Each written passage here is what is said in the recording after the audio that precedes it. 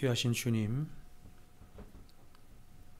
이 시간도 우리가 눈을 열어서 주를 보길 원하고 귀를 열어서 주의 말씀을 듣기를 원하옵나이다. 주님, 우리에게 학자의 귀를 더하여 주셔서 하나님의 말씀을 올곧게 잘 알아들을 수 있도록 은혜로 함께하여 주시옵소서. 부족한 자에게는 학자의 혀를 더하여 주셔서 하나님의 말씀을 올바르게 주님께서 기뻐하시고 주님께서 원하시며 주님께서 말씀하신 그대로의 말씀을 올곧게 바르게 전할 수 있는 그런 은혜가 있게 하여 주시옵소서. 예수님의 이름으로 기도하옵나이다. 아멘. 자, 오늘은 산상수훈 말씀 계속 전하는데 오늘은 주제가 좀 굉장히 무겁습니다. 그리고 어떤 면에서 굉장히 두려운 주제죠. 왜냐하면 우리 구원에 관한 말씀이기 때문에 그렇습니다. 이 산상수훈 말씀을 따라서 이 구원에 관한 주제를 대략 한 3번이나 4번 정도에 걸쳐서 말씀을 좀 나누도록 하겠습니다. 이 좁은 문, 좁은 길에 관한 이 말씀은 여러분이 지금까지 신앙생활을 오시면서 여러 번 들었을 것이다, 이렇게 생각을 합니다. 오늘 주님께서 마태복음 7장을 통해서 말씀하시는 좁은 문, 좁은 길의 의미가 어떤 것인지 바르게 선포될 수 있도록 마음속으로 기도하시면서 말씀을 들으실 수 있으면 좋겠습니다. 여러분, 오늘날 교회 안에 사람들이 무섭게 오해하고 있는 것 중에 하나가 있는데 그것은 뭐냐면 구원이 쉽다, 이렇게 생각을 하는 것입니다. 구원이 쉽다, 이렇게 생각하는 것입니다.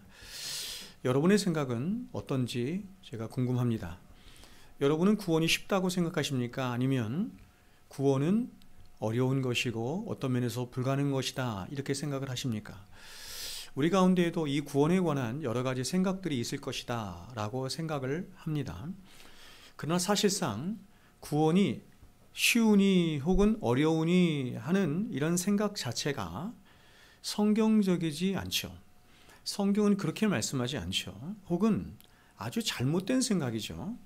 구원을 인본주의적으로 혹은 율법주의적으로 생각하는 데서 나온 그런 생각이 구원이 쉽다 혹은 구원이 어렵다, 그러니까 성경을 잘 모르는 것이죠. 특별히 저는 이 구원이 쉴 것이라고 생각하는 사람들의 이 생각을 보면 아마도 오늘날 한국교회에 처해진 여러 환경 내지는 한국교회에 나타나고 있는 어떤 외형적인 모습 때문이 아닐까 하는 생각을 제가 하게 됩니다.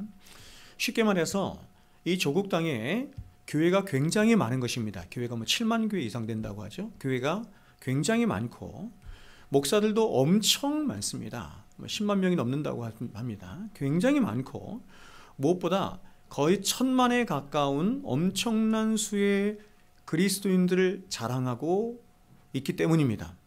그래서 이렇게 넘쳐나는 기독교의 외형적인 모습들과 또한 그 영향력으로 인해서 사람들은 그 보여지는 외형적인 모습들과 영향력만큼이나 기독교가 말하는 구원도 쉬운 것처럼 이렇게 생각이 들고 가벼운 것처럼 생각이 들고 그렇게 더 나아가서 착각을 하는 것입니다.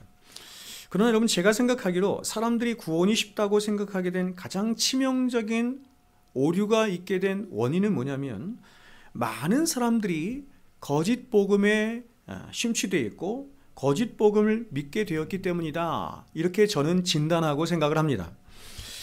무슨 말이냐면 위대한 복음주의 세기로 불리는 20세기에 기독교 복음이 온 세상을 향해서 쉼없이 뻗어나갔죠. 그래서 20세기를 위대한 복음주의 세기 이렇게 말하는데 이 20세기에 복음이 온 세상을 향해서 쉼없이 뻗어나가면서 복음이 축소되거나 혹은 단순화되거나 혹은 더 나아가서 복음이 왜곡되는 일이 있게 된 것입니다.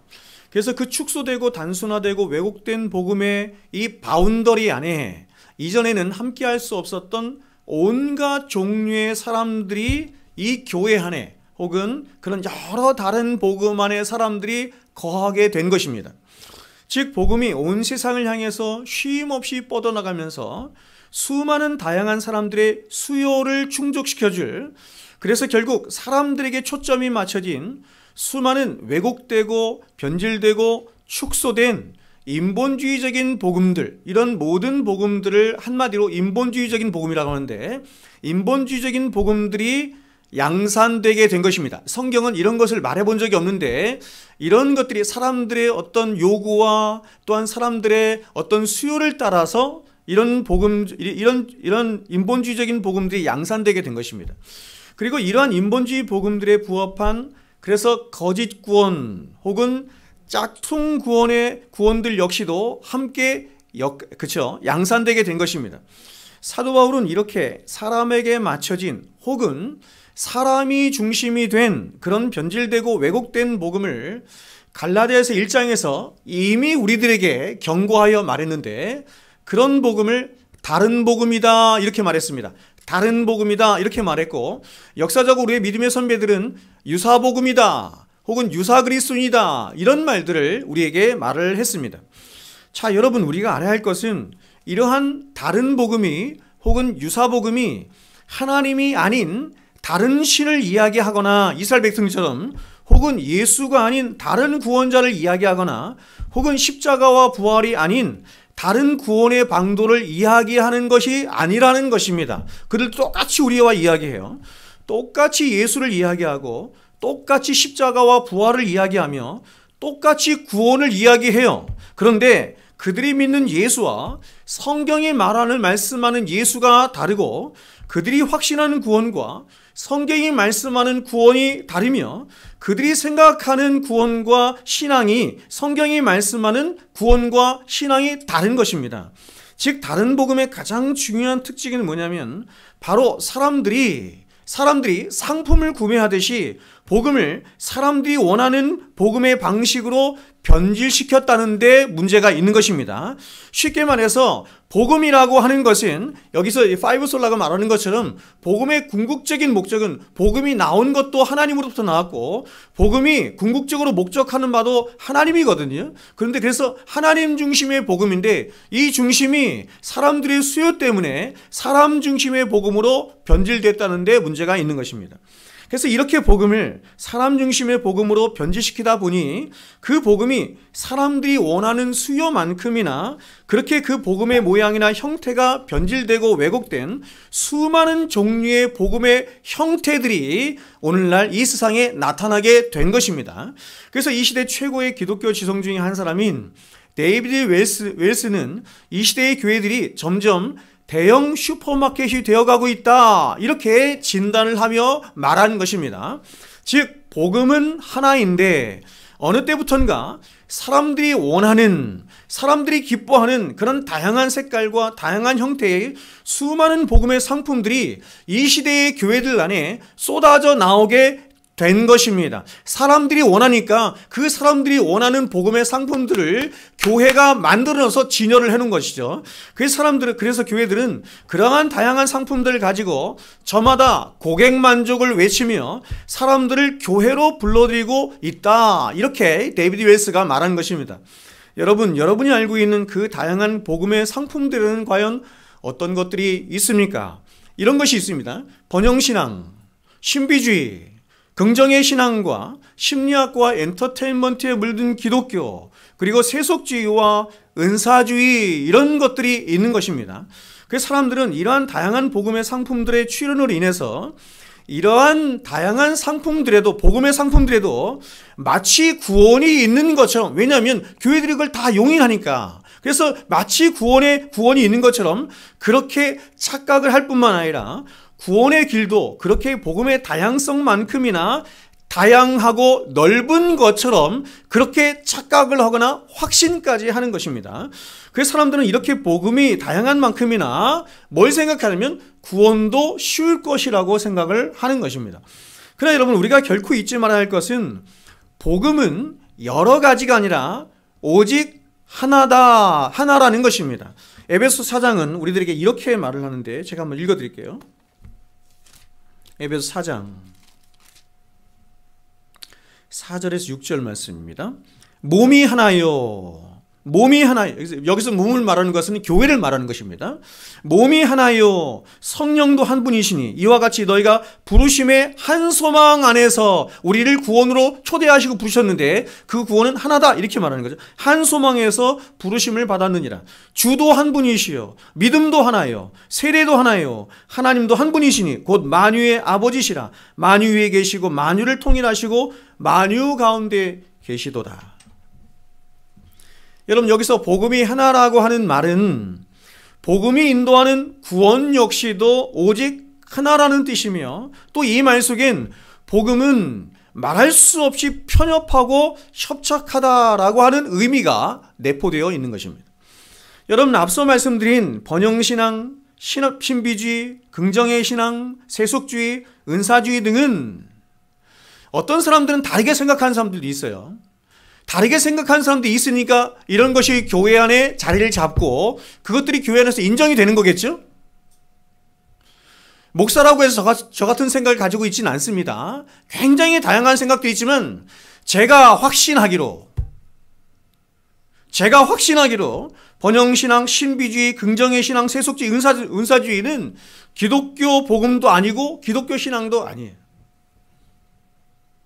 저는 얼마든지 이것과 논쟁할 수 있고 토론할 수 있습니다. 그렇게 이러한 신앙에 대한 믿음과 확신으로는 절대로 구원에 이를 수가 없습니다. 정말 이러한 것들을 복음이라고 믿는다고 한다면 그래서 그것을 믿고 확신함으로 자신이 구원에 이를 수 있다고 생각하는 것은 오류입니다. 제가 여러분에게 늘 말씀드린 것처럼 구원은 내가 믿습니다. 나는 내가 구원을 받을 줄 확신합니다. 라고 이렇게 흔히 말하는 구원의 확신을 갖는다고 해서 구원을 받을 수 있는 게 아니에요. 확신이 잘못된 것에 근거한 확신이 될 수 있는 것이지. 그럼 어떻게 하면 우리가 구원을 받을 수 있냐면 바로 우리의 구원에 대해서 유일하게 말씀하는 그 성경이 말씀하고 우리 주님이 말씀하신 그 구원의 원리와 도리대로 믿어야 그것이 구원이 되는 것이에요.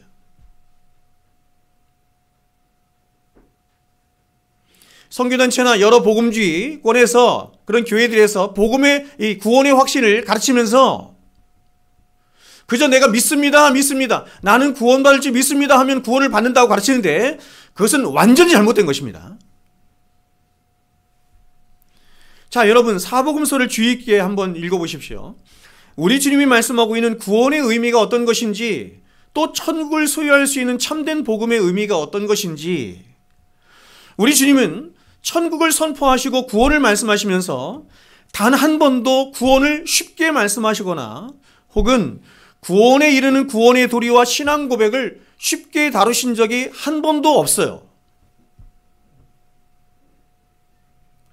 오늘날에 여러분 디모데 후서에서 말씀하고 있는 것처럼 너무나 거짓된 복음이 판을 치고 있고 너무나 거짓된 선생들이 판을 치고 있기 때문에 여러분들이 굉장히 조심하셔야 합니다. 그것은 우리가 흔히 말하는 이단들만을 말하는 것이 아니에요. 아까 제가 말씀드린 번영신학, 세속주의, 신비주의 이런 것이 교회 안에 가득 차 있는데 이런 것을 이단적인 가르침이라고 가르치질 않아요. 잘못된 신앙이라고 가르치지 않아요. 아니 이것을 신봉하기까지 합니다. 그러나 여러분 우리의 구원에 대해서 말씀하는 성경은 전혀 다르게 말씀하고 있다는 사실을 우리가 알아야 합니다. 오히려 주님은 복음은 아무에게나 허락된 것이 아니기 때문에 복음이 허락되지 않은 사람들에겐 이 복음이 이렇게 말하죠. 듣기는 들어도 듣지 못하고 보기는 보아도 볼 수 없는 것이 복음이다 이렇게 말씀해요. 그래서 오늘날 여러분 세상이 아닌 교회 안에 그리스도인이라고 하는 사람들이 모여있다고 하는 교회 안에 이 바른 복음이 선포되면 교회 안에 있는 많은 사람들 가운데 이 복음을 듣지 못하는 사람들이 굉장히 많이 있어요.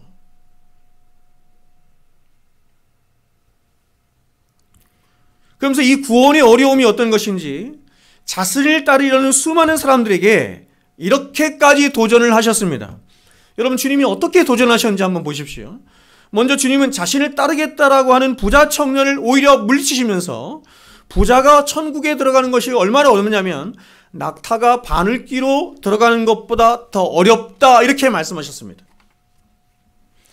이 말씀의 진의가 어떤 것인지는 우리가 다시 살펴야 할 것이지만 겉으로 드러나는 이 말씀은 부자가 천국에 들어가는 것이 굉장히 어려운 것이에요. 그리고 예수님이 이렇게 말씀하셨죠. 누구든지 나를 따라오려거든. 이것을 다르게 해석하는 사람도 있습니다. 주님을 따라가는 자는 제자이기 때문에 주님을 따라가지 않더라도 주님을 입으로 믿는다고 시인만 하면 구원을 받을 수 있다라고 하는 것이 복음주의 입장이죠. 그렇지 않습니다. 주님을 따라가는 것이 구원받은 자의 공통된 특징이에요. 주님이 이렇게 말씀하신 거예요. 누구든지 나를 따라오거든 자기 십자가를 지고 주님을 나를 쫓아야 한다 이렇게 말씀하셨어요. 그리스도의 중요한 특징이 뭐냐면 자기 십자가를 지고 주님을 쫓는 자다 이렇게 성경이 말씀한 거예요. 뿐만 아니라 예수님은 이렇게 말씀하셨습니다. 우리의 의가 바리새인과 서기관의 의보다 더 낫지 못하면 너희가 결단코 천국에 들어가지 못하리라. 여러분 이 말씀은 예수님 당시에 수많은 유대인들에게 엄청난 충격이었을 것입니다. 왜냐하면 유대인들이 구원을 생각할 때 구원에 가장 앞서 있는 사람은 바리새인과 서기관이라고 생각했기 때문이에요. 근데 그 바리새인과 서기관의 의보다 더 낫지 않으면 천국에 갈 수 없다? 그럼 누가 구원을 받을 수 있나?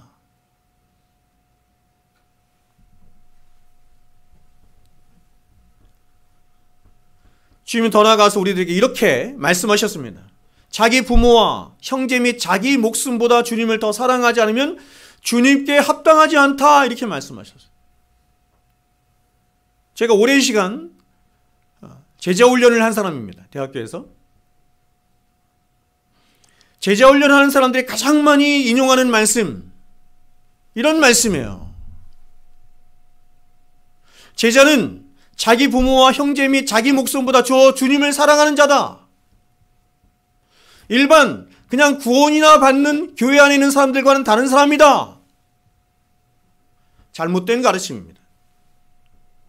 성경이 말씀하는 제자나 성경이 말씀하는 성도나 같은 거예요. 같은 것을 말하는 거예요.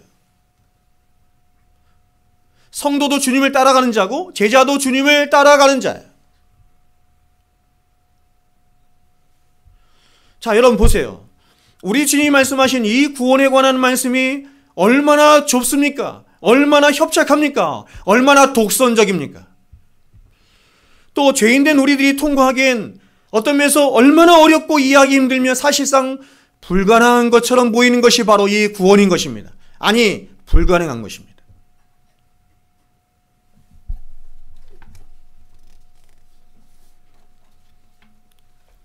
그래서 오늘 주님은 제가 서두에서도 여러분께 도전한 것처럼 구원으로 인도하는 문이 좁고 협착하다 이렇게 말씀하신 거예요.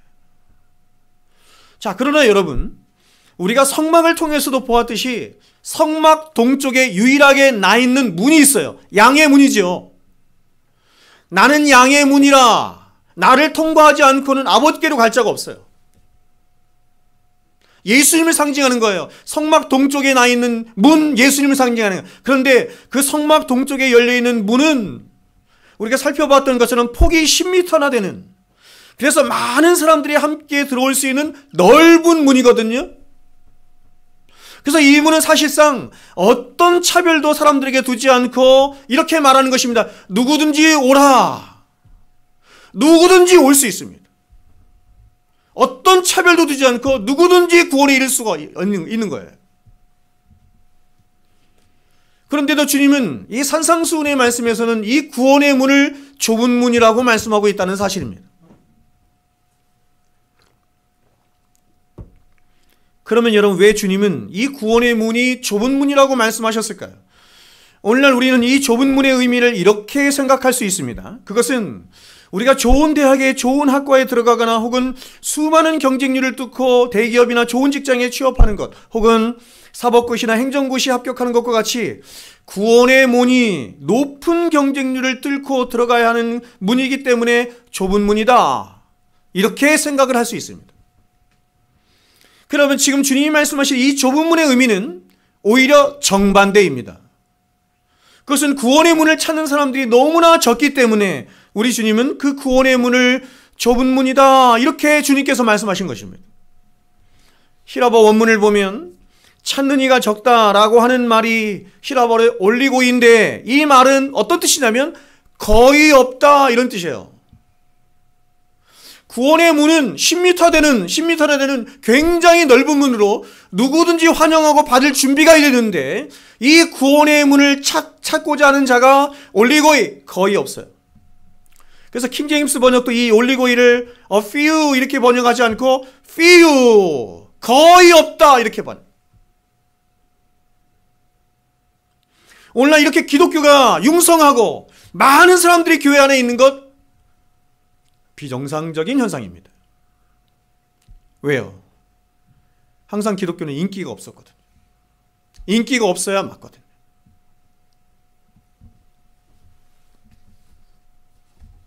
사람들은 이 구원의 문을 찾는 것을 좋아하지 않거든요. 그러면 여러분, 왜 구원의 문을 찾는 사람이 없습니까? 그것은 우리 주님이 요구하시는 좁은 문, 즉 복음의 특징이 우리 인간들이 생각하고 원하는 방식과는 너무나 다르거나 혹은 우리의 본성과는 정반대되는 것이기 때문에 이 협착하고 좁은 문을 사람들이 싫어하는 것입니다. 그러면 여러분, 과연 복음의 특징이 무엇이길래, 또 복음이 과연 사람들을 향해서 무엇이라 말하길래 구원의 길이 그토록 험난하고 어렵고 협착한 것입니까? 우리는 성경을 통해서 이 복음이 지닌 가장 큰 특징 두 가지를 발견하게 됩니다. 이 두 가지 특징 때문에 사람들은 이 복음을 좋아하지도 않고 찾지도 않는 거예요. 그것은 먼저 이렇습니다. 복음의 첫 번째 특징은 뭐냐면, 복음은 지극히 미련하고 어리석으며 거친 것입니다. 복음은 지극히 미련하고 어리석으며 거친 것입니다. 두 번째로 복음은 뭐냐면 아무에게나 허락되지 않은 비밀한 것이 바로 복음입니다. 바로 이 두 가지 복음의 특징이 복음을 사람들이 생각할 때 아주 좁고 협착한 것으로 만드는 요인이 된 것입니다. 사람들이 찾지 않도록 하는 복음의 특징이 된 것입니다. 자, 그러면 여러분, 복음의 첫 번째 특징인 복음의 어리석음에 대해서 한번 살펴보도록 하겠습니다. 자, 여러분, 성경은 복음이 이렇게 말합니다. 미련하고 어리석으며 거리끼는 것이다, 이렇게 말하죠. 이 복음과 연관해서 고린도서 1장 23절은 이렇게 말합니다. 복음이 유대인들에게는 거리끼는 것이요 이방인들에게는 미련한 것이로되, 이렇게 말합니다. 복음의 중요한 특징이 뭐냐면 거리끼는 것이고 미련한 것입니다. 왜냐하면 복음은 인간의 이성이나 상식의 근거에서는 절대로 이 복음이 이해되지도 않을 뿐만 아니라 또한 세상의 철학들이나 어떤 사상들처럼 전혀 심오하지도 않아요. 아니, 오히려 앞뒤가 꽉 막힌 말도 안 되는 것이 바로 복음입니다. 성경에서 여러분 이런 복음의 특징을 여러분 발견하셨습니까? 그러면 여러분, 복음이 왜 그토록 어리석고 미련한 것인지 그 구체적인 이유들을 제가 여러분에게 말씀을 드려보겠습니다. 먼저 복음이 어리석은 첫 번째 이유는, 복음은 오로지 한 사람, 즉 예수 그리스도라고 하는 어떤 한 사람에 관한 믿을 수 없는 이야기를 다루고 있기 때문에 그렇습니다. 그것도 무슨 대단한 가문의 왕이나 장군도 아닌 로마 식민지에서 태어난 천민춘실의 사형수에 관한 이야기가 바로 복음에 관한 이야기입니다. 이 청년, 예수라고 하는 이 청년은 자기 이름으로 된 책이나 조직이나 건물 같은 것을 남긴 일도 없습니다.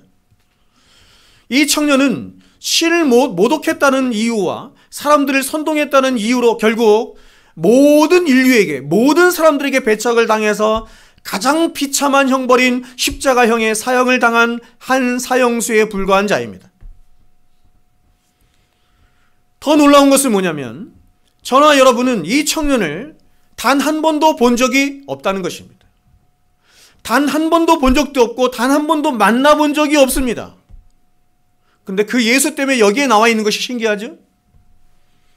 또한 이 청년은 무려 지금으로부터 2000년 전에 살았던 사람입니다. 지금 시대에 살았던 사람도 아니고 100년 전에 살았던 사람도 아니고 무려 2000년 전에 살았던 사람이에요. 근데 그 예수를 저와 여러분이 믿는다? 굉장히 신비한 일이죠. 저와 여러분이 이 청년을 알 수 있는 길은 오로지 한 가지뿐인데 그것은 바로 이 청년에 기록하고 있는 한 권의 책입니다. 바로 성경입니다. 그런데 우리는 이 책에서 가장 기가 막힌 그런 신화와 같은 사실을 하나 만나게 되는데 그것은 뭐냐면 바로 이 성경은 이 청년이 저와 여러분을 구원할 수 있는 유일한 구원자다라고 말한다는 것입니다. 따라서 여러분 어떤 면에서 정신이 똑바로 박힌 그런 이성을 가진 사람이라고 한다면 이런 신화와 같은 이야기를 믿고 따른다는 것은 굉장히 멍청하고 어리석은 짓인 것입니다. 그래서 이 예수에 관해서 말하는 복음은 미련하고 어리석을 수밖에 없는 것입니다. 사람이 생각할 때, 사람의 측면에서 생각할 때 이 복음은 굉장히 미련하고 어리석은 것입니다. 두 번째, 복음이 어리석고 미련한 이유는 복음은 이렇습니다. 세상의 철학이나 상식과는 달리 인간의 이성이나 논리에 의해 추론되지 않고 또한 논쟁하거나 결코 설명하러 들지도 않아요. 그냥 복음은 일방적으로 나만이 진리를 하고 그렇게 선포한다는 것입니다. 굉장히 독선적이죠. 즉 복음은 나만이 진리고 길이고 생명이라는 그런 독선을 가지고 있습니다. 세상의 그 어떤 것도 이 복음은 인정하지 않으며 타협하지 않고 오직 그 복음 앞에 굴복하라고만 말씀한다는 것입니다.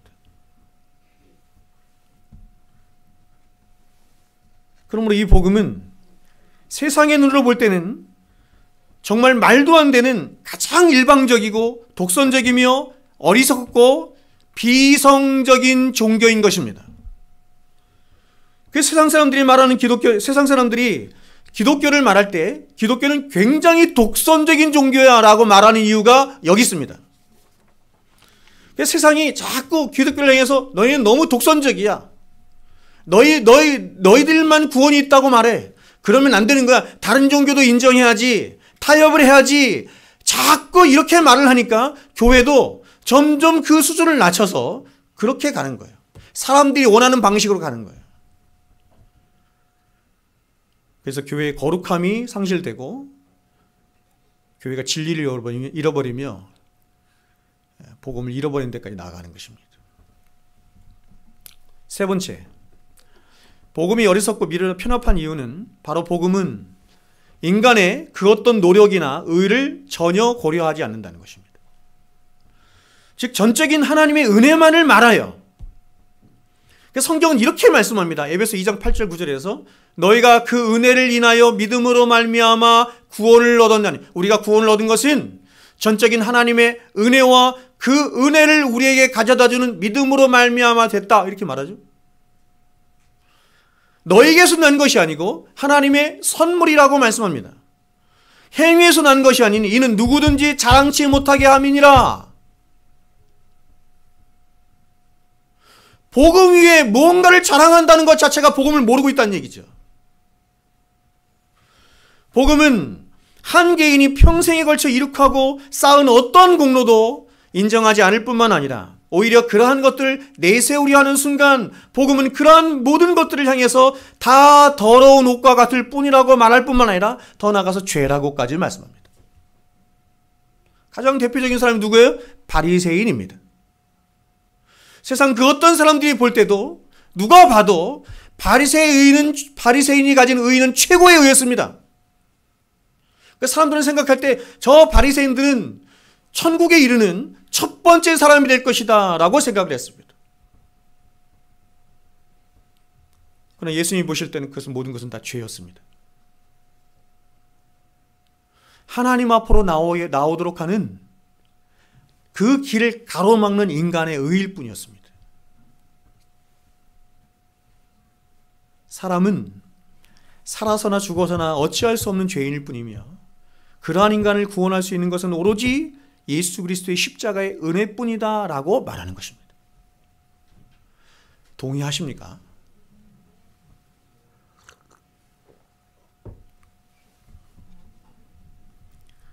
제가 여러분에게 지금 오직 은혜를 얘기하고 있죠. 오직 믿음을 얘기하고 있죠. 오직 예수를 얘기하고 있죠. 그러면 저처럼 믿지 않는 사람도 굉장히 많이 있는 거예요. 가장 대표적인 사람들이 카톨릭이 그렇게 믿지 않고, 우리가 잘 알고 있는 수많은 이단들이 그렇게 믿지 않을 뿐만 아니라 개신교라고 하는 사람들 안에서도 이렇게 믿지 않은 사람들이 거의 태반이다, 이렇게 저는 생각을 해요. 그래서 이제 마지막으로 복음은 네 번째인데, 우리 인간들을 말도 안 되는 죄인으로 규정을 하는 것입니다. 이것이 복음이 어리석고 미련하며 거친 네 번째 이유입니다. 복음은 한 사람도 예외를 두지 않고 우리 모든 인간들을 다 싸잡아서 그들이 어떤 나라, 어떤 인종, 어떤 형편, 어떤 처지, 어떤 모양으로 있든지, 그리고 그 사람을 세상이 어떻게 평가하든지, 얼마나 높이든지, 얼마나 인정하든지 전혀 상관없이 복음은 모든 인간들을 다 싸잡아서 다 죽을 죄인이다, 이렇게 말한다는 것입니다. 이것이 어렵죠?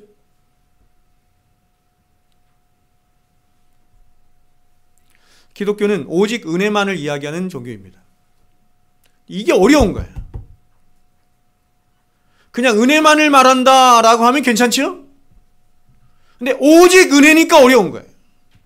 오직 은혜가 되려면 선제적으로 어떻게 돼야 돼요? 모든 인간을 다 기각시켜야 돼요. 모든 인간의 의의를 다 기각시켜야 돼요. 더 나아가서 모든 인간을 죄인으로 몰아가야 하는 것입니다. 성경의 방식이 그거예요.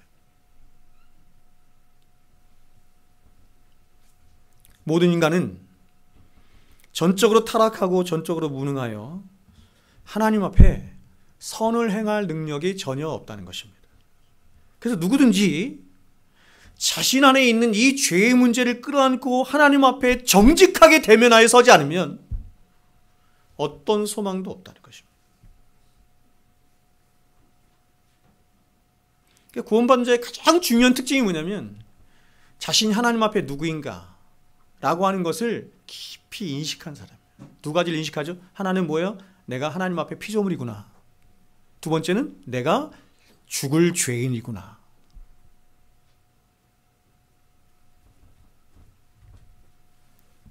그래서 복음은 말하기를 이 죄의 문제를 해결할 수 있는 유일한 방법은 오직 한 가지뿐인데, 그것은 예수 그리스도를 믿는 믿음뿐이다, 이렇게 말하는 것이죠. 복음이 얼마나 독선적이고 얼마나 편협한 것인지, 복음은 이와 같은 방식 외에 모든 것을 거부하는 것입니다.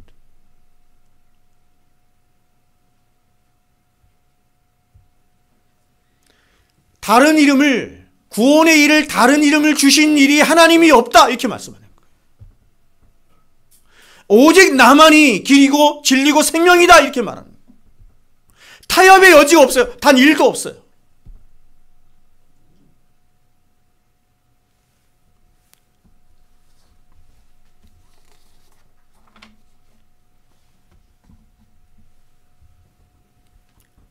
제가 부목사 시절에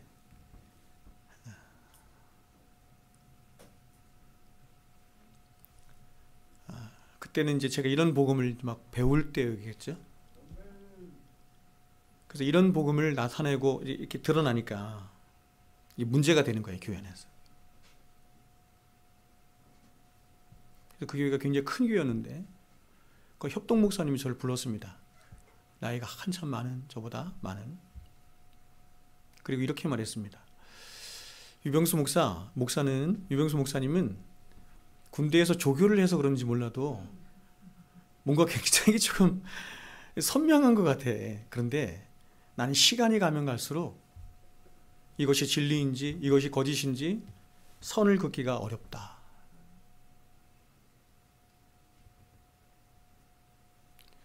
저는 즉각적으로 제 마음속에서 저 사람은 목사가 아니구나 라고 생각했습니다.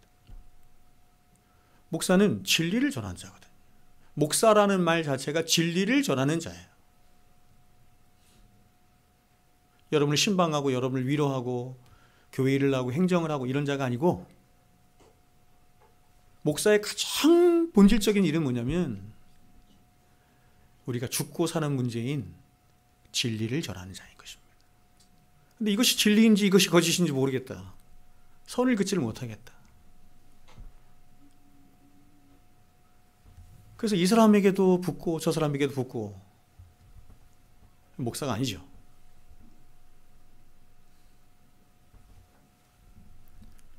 그래서 여러분, 일평생을 자기의와 자기 자랑에 취해 살아가는 모든 사람들은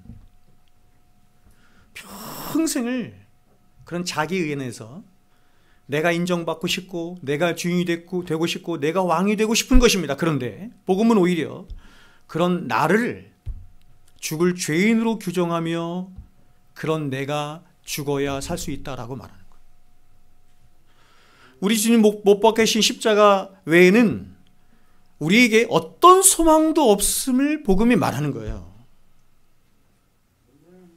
그래서 사람들은 이 복음 앞에서 자신을 낮추고 자신을 부인할 수가 없어서 결국 이 복음이 말하는 좁은 문을 찾지 않을 뿐만 아니라 그 복음을 멸시하고 싫어하고 대적하는 것입니다.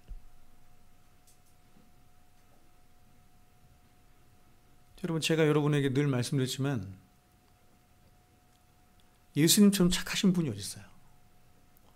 예수님처럼 순결하신 분이 어디 있어요? 예수님처럼 자신의 모든 것을 다 내어주신 그런 사랑으로 가득하신 분이 세상에 어디 있어요? 근데 왜 세상은 그분을 십자가에 못 박아 죽였습니까? 제가 언젠가 수요예배 때인가요? 새벽 예배 때인가 한번 말씀드린 것처럼 예수님을 십자가에 못 박혀 죽인 것은 사도행전에 증거하는 것처럼 온 세상이 합력하여 예수님을 십자가에 못 박아 죽였거든요. 단지 유대인들이 죽인 것이 아닙니다. 왜 그랬습니까, 여러분? 왜? 이유는 하나죠. 그분이 진리를 가지고 계시기 때문이에요. 복음을 담고 계시기 때문이에요. 세상은 자신의 본성상 진리를 싫어하고 복음을 싫어하는 거예요. 그러니까 제가 여러분에게 몇 번 말씀드린 것처럼 교황이 세상 어디 가나 환영을 받고 좋아하는 것은 그가 진리가 없다는 증거예요. 카톨릭을 믿지 않는 사람들도 그를 좋아하지 않습니까? 환영하지 않습니까? 여러 메커니즘이 있겠지만 가장 본질적인 것은 뭐냐면 그에게 복음도 없고 진리도 없기 때문이에요. 교황보다 1000배 만배 훨씬 더 고결하고 거룩하고 순결한 삶을 살았던 그 예수님을 온 세상은 십자가에 못 박아 죽인 것은 예수님이 진리를 가지고 있었기 때문이에요. 그래서 우리가 요한복음을 살펴봤던 것처럼 예수님이 사람들에게 떡을 주시고 병을 고쳐주시고 이적을 일으키실 때는 사람들이 수만 명의 사람들이 쫓아다녔습니다. 그러나 그분이 하나님 나라의 복음을 전하시고 그렇죠? 진리를 전하셨을 때는 다 떠나갔습니다. 그래서 예수님 제자들에게 말씀하시죠. 너희들도 가려느냐.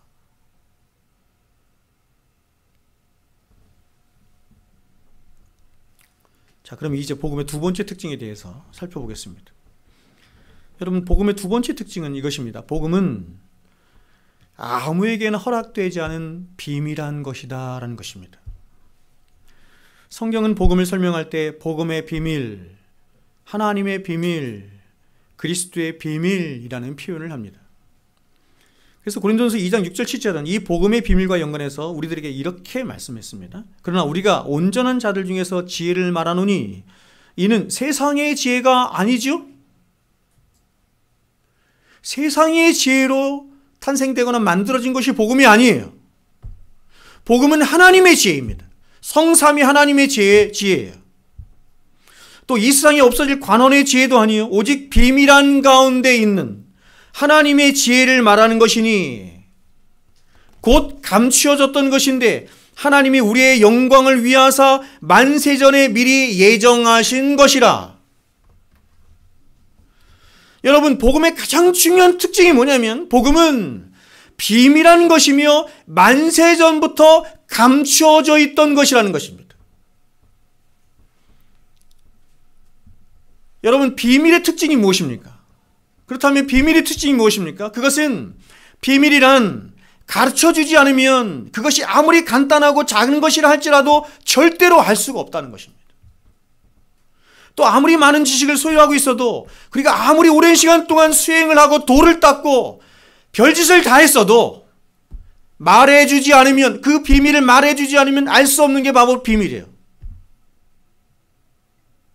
사로 들어가서 60년, 70년 평생을 돌을 닦아도 이 비밀, 이 진리를 알 수 없는 것입니다.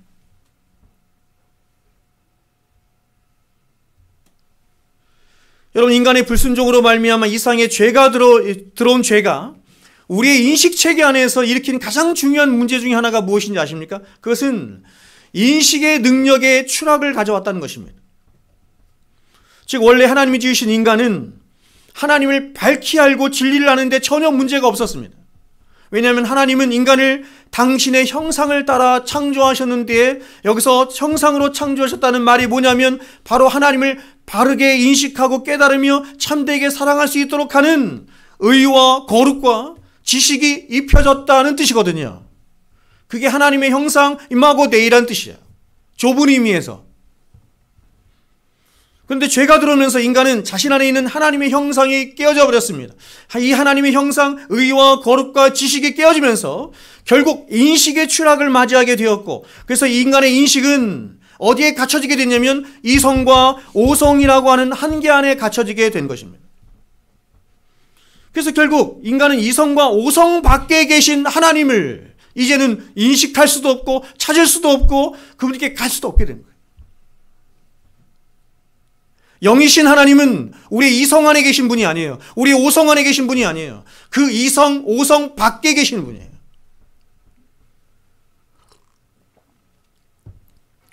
따라서 인간이 아무리 이성 안에서 수많은 철학과 사상과 종교들을 만들고 발전시킨다 할지라도 언제나 이성의 한계 안에 있는 인간으로서는 이성 밖에 있는 진리, 이성 밖에 계신 하나님을 인식하거나 깨달을 수 없는 것입니다.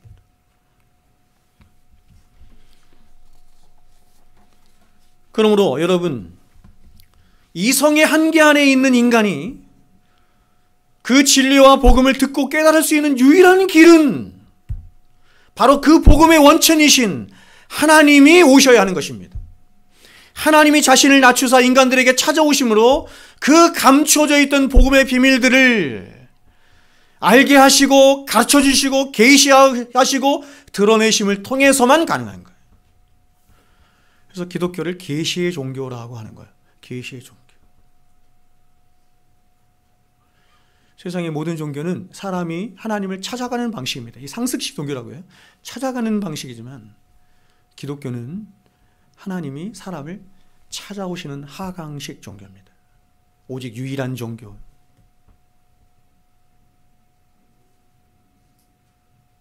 그래서 로마서에서 말씀한 것은 사람이 다른박질한다고 하나님께 이를 수 있는 게 아니에요. 아무리 다른박질해야 이성 밖에 오성 밖에 계신 하나님께 이를 수가 없어요. 이성 밖에 오성 밖에 계신 하나님, 이것만 문제되는 것이 아니라 죄가 그것을 가로막아요. 하나님께 가지 못하도록. 이사야 59장에서 말씀하는 것처럼 너희 죄가 너희와 하나님 사이를 내었고, 그렇죠? 그래서 사도 바울이 에베소 성도들 위하여 기도할 때 이렇게 하나님 앞에 기도한 것입니다. 몇 주 전에 제가 말씀을 나누었던 것 같은데 이렇게 했죠. 에베소 1장 17절에 우리 주 예수 그리스도의 하나님 영광의 아버지께서 지혜와 계시의 성령을 너희에게 주사 하나님을 알게 하시고, 옛날 개혁성경 이렇게 말했습니다. 지혜와 계시의 정신 이랬는데 그것은 부정확한 번역이고 지혜와 계시의 성령입니다. 지혜와 계시의 성령을 너희에게 주사 하나님을 알게 하시고,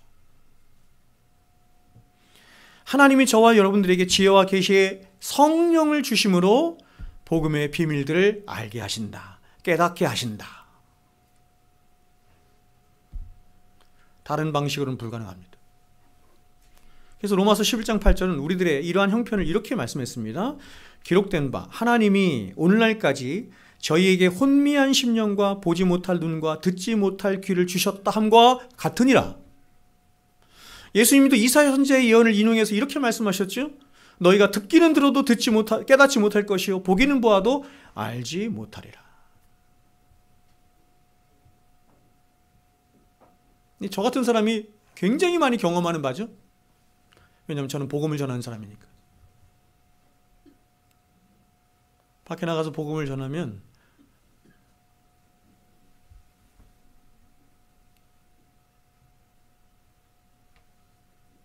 이 복음을 알지 못하고 깨닫지 못하는 사람들이 너무나 많아요.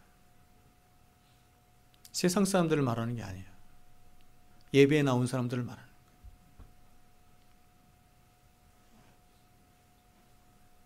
대학원 나오고 박사, 아니 유학까지 갔다 오고 최고의 브레인들이라 할지라도 하나님의 은혜를 주시지 않으면, 성령 하나님께서 깨닫게 하시지 않으면 진리를 깨달을 수도 없고 볼 수도 없는 것이에요.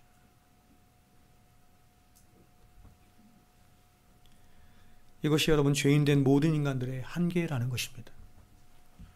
눈이 있는데 볼 수가 없습니다. 귀가 있는데 들을 수가 없습니다. 그래서 여러분 진리에 관해선 영원한 불구자로 살아갈 수밖에 없는, 그저 살아가는 것 자체가 죄만 쌓으며 죄의 형벌만을 쌓는, 그래서 살아서나 죽어서나 어찌할 수 없는 처지에 놓여 있는 자들이 바로 인간이라고 말합니다. 여러분 이것이 인정이 됩니까? 성경이 말씀하기 때문에 인정이 되는 것이 아니라 여러분의 경험 세계 안에서 이게 인정이 되느냐는 얘기를 말하는 거죠.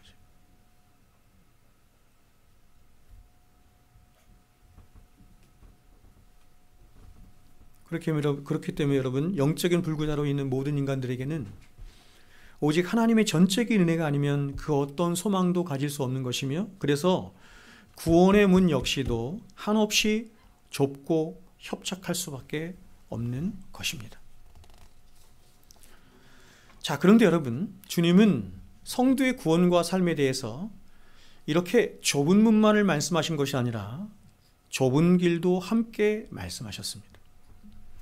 그러므로 구원이란 들어가는 문만 좁은 것이 아니라 문을 통과한 후에 걸어가야 할 길도 여전히 좁고 협착한 것입니다. 즉 우리가 예수를 믿고 난 후에 이제 주님을 따라가는 그런 참된 믿음의 삶을 살아가고자 할 때, 우리가 믿음의 삶을 살아간다라고 하는 것은 다른 말로 뭐냐면 그 믿음으로 먼저 삶을 살아가신, 본을 보이신 주님을 따라가는 삶이다, 이렇게 말하는 거거든요. 그래서 우리가 예수님을 믿고 나서 예수님이 걸어가신 그 믿음의 길을 우리가 따라가려고 할 때 그 믿음에 살지 못하도록 하는 수많은 대적들이 우리를 기다리고 있는 거예요. 싸워야 할 영적 싸움이 우리들에게 있는 거예요. 어떤 싸움이 있습니까? 우리 자신과의 싸움, 세상과의 싸움, 마귀와의 싸움이 우리에게 기다리고 있는 영적 싸움. 근데 여러분, 오늘날 사람들은 세상 살아가는 것 자체가 너무 힘들어. 세상 살아가는 것 자체가 너무 치열해. 그래서 신앙생활만큼은 그렇게 치열하게 하고 싶지 않고 오히려 편안하게 하고 싶고 즐겁게 하고 싶은 거야. 따뜻하게 하고 싶은 거예요. 그래서 교회 안에 와서 그걸 기대하는 거예요. 여러분, 교회 안에 그런 것이 없다는 얘기를 말하는 것이 아닙니다. 근데 사람들이 1차적으로 본질적으로 기대하는 것이 그러한 것이 있다는 데 문제가 있는 것입니다. 그 사람들은 자신들 스스로 정당성을 부여한 온갖 핑계들을 다 대면서 이렇게 말하는 것입니다. 나는 어쩔 수 없다.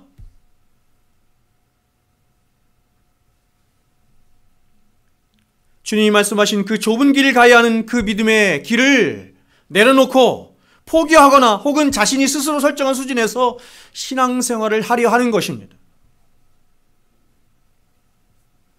아니 어떻게 주님이 말씀하신 이 신앙의 수준대로 살아갈 수 있나? 나는 너무 힘들다. 나는 너무 어렵다. 나는 내가 해야 할 일도 너무나 많고 너무 바쁘다. 온갖 핑계들을 대면서 하나님의 말씀을 부정하고 믿음을 내려놓는 일들이 있는 것입니다. 더군다나 여러분, 이제 시간이 흘러가면서 처음 주님을 향해 가졌었던 그 첫사랑의 감격도 식어가고 은혜가 메말라가면서 점점 과거 예수 때문에 포기했었고 예수 때문에 버렸던 온갖 쓰레기들이 다시 대담하게 이제 쓰레기통에서 꺼내지는 일들이 있는 것입니다. 여러분, 그 쓰레기들이 무엇입니까? 과거 내가 버렸었던 쓰레기들이 무엇입니까? 바로 나의 의지요, 나의 자랑이죠, 나의 욕망이죠, 세상을 사랑함, 이런 것이죠. 그러나 여러분, 이러한 모든 일들은 여러분이 처한 정말 어찌할 수 없는 어떤 처지나 형편이나 상황 때문에 그런 것이 아닙니다. 이러한 일들이 저와 여러분에게서 벌어지는 이유는 오직 한 가지인데 그것은 바로 예수 그리스도의 십자가의 은혜가 우리 안에 말라가고 있기 때문입니다. 은혜가 고갈되고 있기 때문에 그렇습니다. 우리는 성경과 역사에 나타난 수많은 믿음의 사람들을 통해서 얼마든지 증거를 받습니다. 이렇게 삶을 살았던 사람들, 주님을 오롯이 따르며 그분을 추구했던 사람들, 그러면 그렇게 살았던 사람들의 그 삶은 무엇으로 이루어졌는가? 성경은 이렇게 말합니다. 오직 은혜로만 이루어졌다.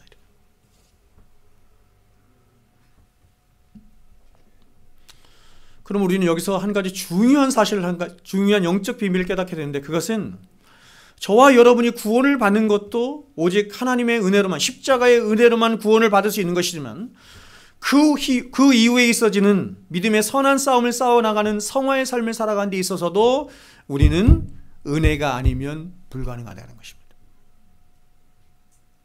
우리의 힘으로 되지 않아요. 결심만으로 되지 않아요. 의지로 되는 게 아닙니다. 제가 지금 여러분에게 무율법주의를 말하는 것이 아니에요. 다시 제가 나중에 균형을 맞춰드리겠지만, 그래서 히브리서 기자는 우리에게 믿음을 주신 분도 주님이시고 또한 그런 우리를 온전케 하시는 분도 주님이시기에 이렇게 말을 했죠. 믿음의 주요, 우리를 온전케 하시는 이인 예수를 바라보자. 우리에게 믿음을 주신 분도 예수님이시고 그 믿음을 주사 우리를 온전케 하시는 분도 예수님이시기에 그 예수께 우리의 시선을 픽스하자, 고정시키자, 이런 말이죠.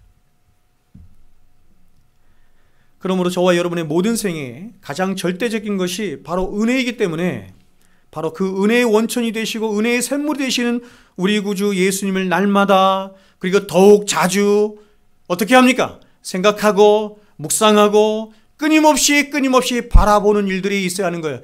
그렇지 않으면 믿음의 선한 싸움을 싸울 수 없다는 것입니다. 믿음으로 살아갈 모든 힘의 원천이 결심으로 되는 게 아니라는 것입니다. 자, 그런데 여러분, 제가 한 가지만 더 말씀드리고 말씀 마치겠습니다. 우리가 누가복음 13장 23절과 24절을 보면 오늘 말씀의 주제인 이 좁은 문과 연관된 또 다른 말씀을 우리는 여기서 찾아볼 수가 있는데요. 주님이 이렇게 말씀하셨어요. 혹이 여짜오되 주여 구원을 얻은 자가 적으니까? 저희에게 이르시되 좁은 문으로 들어가기를 힘쓰라. 내가 너희에게 이르노니 들어가길 구해야도 못하는 자가 많으니라. 저는 이 말씀에서 한 단어에 우리의 시선을 고정시켜야 한다고 저는 생각해요. 그것은 힘쓰라는 것입니다. 힘쓰라는 것입니다. 성경은 오직 은혜로만 우리가 구원을 받았지만 오직 은혜로 구원받은 자에게서 나타나는 가장 중요한 성도됨의 특징이 뭐냐면 두렵고 떨림으로 자신의 구원을 이루어가는 자라는 것입니다. 두렵고 떨림으로 구원의 길을 힘쓰는 자라는 것입니다. 이 균형을 아시겠습니까? 여러분, 저는 오늘날 구원의 문 근처에서 그저 얼쩡거리기만 하고 서성거리기만 할 뿐 그 문을 박차고 들어가지 않는 일단의 사람들이 참으로 많다는 것을 어디요? 교회 안에 잘 알고 있습니다. 이들은 이 좁은 문이 생명의 문이라는 것을 알아요. 어떻게 알죠? 말씀을 들었기 때문에 알죠. 그래서 종국에는 이 문을 반드시 나는 통과하고 말 것이다 라고 하는 그런 소망과 다짐도 있어요. 그러나 이들은 여전히 문 밖에 있습니다. 이들은 10년 전에도 문 밖에 있었고 5년 전에도 문 밖에 있었고 작년에도 그리고 지금 현재도 문 밖에 있을 뿐입니다. 그리고 다짐만 할 뿐입니다. 왜 그러냐면 그것은 문 밖에 있는 세상의 수많은 화려한 것들을 놓을 수가 없기 때문이에요. 거기에 마음을 다 빼앗기고 있기 때문이에요. 그래서 이들은 자신이 문 밖에 있다는 사실이 조금은 불안합니다. 불안하긴 하지만 그러나 자신이 좋아하는 것들이 문 밖에 너무나 많이 있기 때문에 그래서 그런 것들을 포기할 수 없어서 여전히 좁은 문으로 들어가지 않고 있습니다. 그래서 이 사람들이 결국 생각해낸 것이 있습니다. 그것이 뭐냐면 이 세상에서 자신이 좋아하는 것들을 싸들고 어떻게 해서든지 그것들과 함께 좁은 문으로 들어가고자 하는 것입니다. 역사적으로 이러한 복음이 많이 유행했었습니다. 지금도 마찬가지죠. 그러나 여러분 어떻습니까? 그렇게 세상 것들을 몸에 걸친 채로는 이 문을 들어갈 수 없다는 것이 성경의 입장입니다. 왜냐하면 그것은 이 좁은 문이 가진 중요한 특징 때문에 그렇습니다. 바로 이 좁은 문은 그 문의 이름이 말해주는 것처럼 모든 것을 다 내려놓고 혈혈단신으로 홀로 들어가야만 하는 문이 바로 이 좁은 문이기 때문에 그렇습니다. 그렇다면 여러분은 이런 사람들의 종국이 좁은 문 앞에서 늘 서성거리기만 하는 이런 사람들의 종국이 과연 어떻게 되리라고 생각하십니까? 그 사람들이 늘 바라고 소망하고 다짐하고 확신하는 것처럼 종국에는 이들이 모든 것을 다 포기한 채로 좁은 문으로 들어갈 것이라고 생각하십니까? 절대로 그렇지 않다는 것이 성경의 경고입니다. 아마도 이들은 끝까지 문 앞에 머물며 끝까지 서성일 뿐입니다. 여러분, 오늘날 많은 사람들은 자신들이 교회를 다니고 예배에 참석하는 것으로만 자신들의 구원과 신앙이 충분하다고 생각하는 것 같습니다. 그러나 여러분, 정말 성경이 그렇게 말씀합니까? 우리가 교회를 다니고 이렇게 예배에 참석하는 것은 가장 중요한 신앙의 핵심이지만 성경은 그것으로 족하다 이렇게 말하지 않습니다. 성경이 말씀하는 그리스도인의 가장 중요한 표지는 뭐냐면 그들의 일상적인 삶에서, 모든 삶에서 보십시오, 믿음의 선한 싸움을 싸워가는 자입니다. 믿음의 선한 싸움을 싸워가는 자인 것입니다. 그러므로 여러분 절대로 요령 피우지 말고 또 핑계대지 말고 멈추지 말고 적극적으로 믿음의 선한 싸움을 싸워가야 하는 것입니다. 여러분, 이제 곧 때가 되면 집주인이 나타나서 이 좁은 문을 닫아버리는 일이 반드시 있게 될 것입니다. 그런데 여러분, 역사적으로 이루 헤아릴 수 없이 많은 사람들이 어떤 생각을 했냐면 열처녀에 비해서 말한 것처럼 신랑이 더디오리라 생각한 것입니다. 항상 문제는 여기에요. 신랑이 더디오리라. 10년 전에도 생각했습니다. 신랑이 더디오리라. 5년 전에도 신랑이 더디오리라. 1년 전에도 신랑이 더디오리라. 지금도 여전히 신랑이 더디오리라. 그래서 그러한 결과로 항상 그들은 그들의 평생의 삶의 좁은 문 앞에서 서성거리는 것입니다. 그래서 결국 지옥의 불구덩이로 떨어지는 거예요.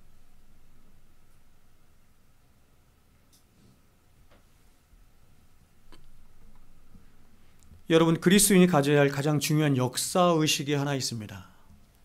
이걸 종말론적 역사의식이라고 합니다. 종말론적 역사의식이라고 하는 것은 이렇게 바꿔 말할 수 있습니다. 그것은 오늘이 내가 살아가는 내 생의 마지막이라고 생각하는 신앙입니다.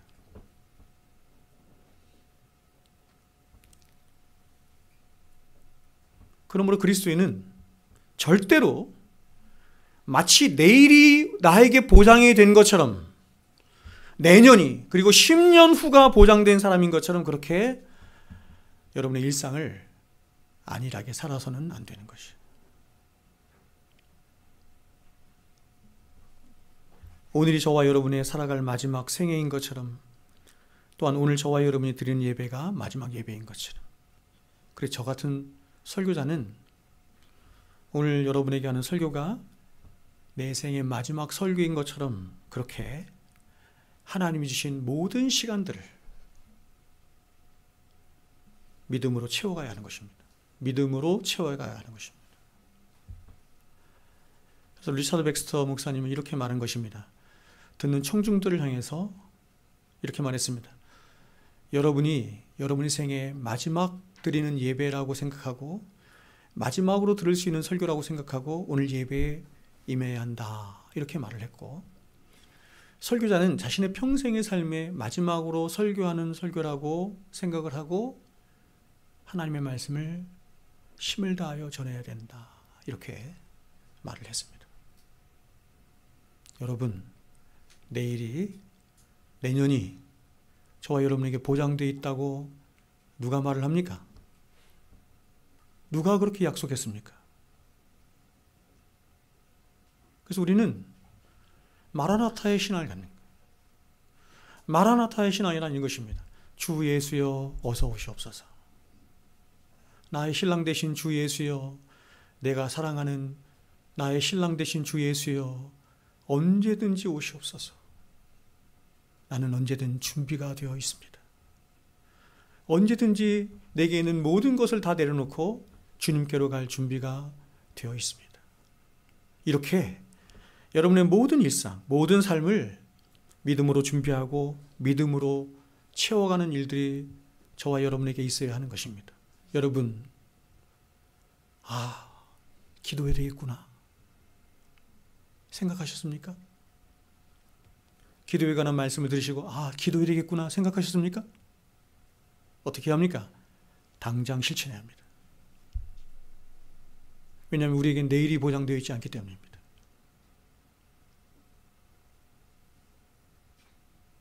말씀의 은혜를 받고 도전을 받았습니까? 그래서 이렇게 살기로 다짐했습니까? 일주일 후에부터 그런 거 없어요. 당장 실천해야 하는 것입니다. 그렇게 사는 삶이 진정으로 좁은 문을 통과한 자의 삶이자 좁은 길을 가는 자의 삶의 모습인 것입니다. 바라기는 사랑샘교회 안에 있는 모든 교우들이요, 목사로서 제가 여러분을 위하여 기도하며 여러분을 향해서 바라는 것은 오직 한 가지입니다. 그래서 여러분이 바른 진리 안에서 진정으로 구원받은 자가 되는 것이며, 더 나아가서 하나님이 기뻐하시는 성도의 삶을 살아가는 것에 있는 것입니다. 다른 것은 아무것도 없어요. 다른 것은 다 비본질이에요. 다른 것은 다 바이 프로덕트예요. 부산물들이에요.